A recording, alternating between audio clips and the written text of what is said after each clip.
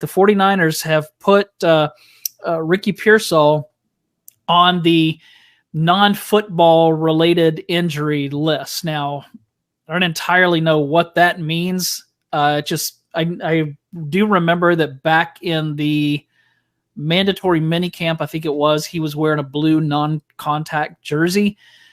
So I don't know if he got injured in the spring or if he did something.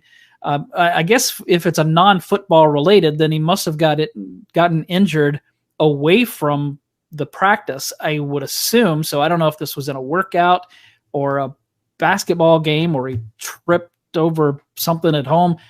I don't know. Have you heard anything about this? Is this something that we should be concerned about? Because right now, for me, this is the number one story surrounding the rookies coming into training camp. Yeah, I think it was a little surprising that Ricky Pearsall was put on NFI, and it definitely means he got injured in training or something that was, not in the 49ers organization. And we know that the 49ers are required to, make these claims and put these things out there. The NFL requires that they do it if players are injured. So that's the first case. I did see Matt Barrows and Matt Mayoko both say, from what they heard, it was nothing serious. So we'll see what happens, if Pearsall's ready to go. Maybe he'll be ready to go, a week from now at training camp, and they can activate him at any time. But this is just one of the normal procedural things. I'm hoping it's nothing significant, and it seems like it's not. So Pearsall will be available at some point, at training camp. I'm hoping it's from the start because I know I'd like to get a glimpse of him and see how he's operating, and especially once we get into pads.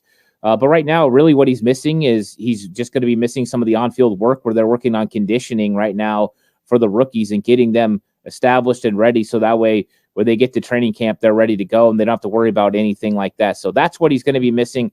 I don't think it's very significant. He can still be in all the meetings and all of that. So to me, this is right now a nothing. But at some point, if he's not coming back right away, it could turn into something. But at least early reports seem like it's not that serious.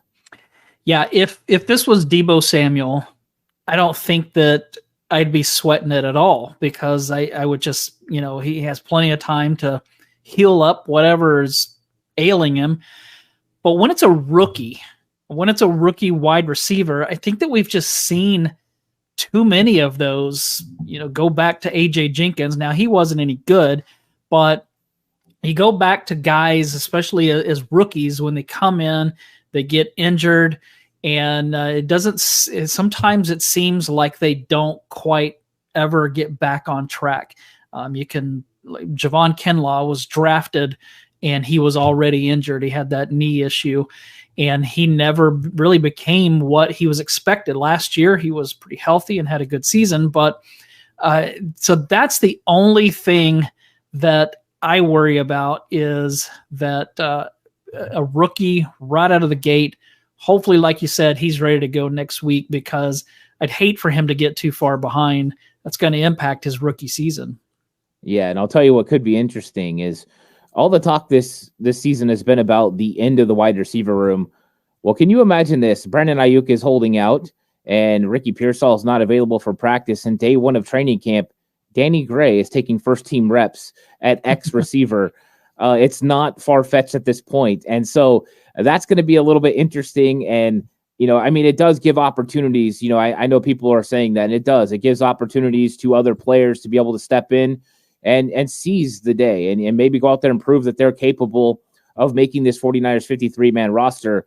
But I don't want other guys getting the reps as much as I want to see those guys get better. I want Ricky Pearsall getting reps, and I want Brandon Ayuk getting reps because I want them to be ready to go when the season starts because those are the guys that are going to contribute to the 49ers in 2024. And so even though it is good for those other guys to get reps, the likelihood is if he's not ready to go by training camp starting, the 49ers are going to bring in another receiver to get some reps, at least until he comes back. So it's interesting, but yeah, I'd rather have our guys out there. But I will be watching, and if Danny Gray's out there, maybe we'll get a better look at where he's at, and we can get a clearer picture on if he's actually going to be able to compete to make this team.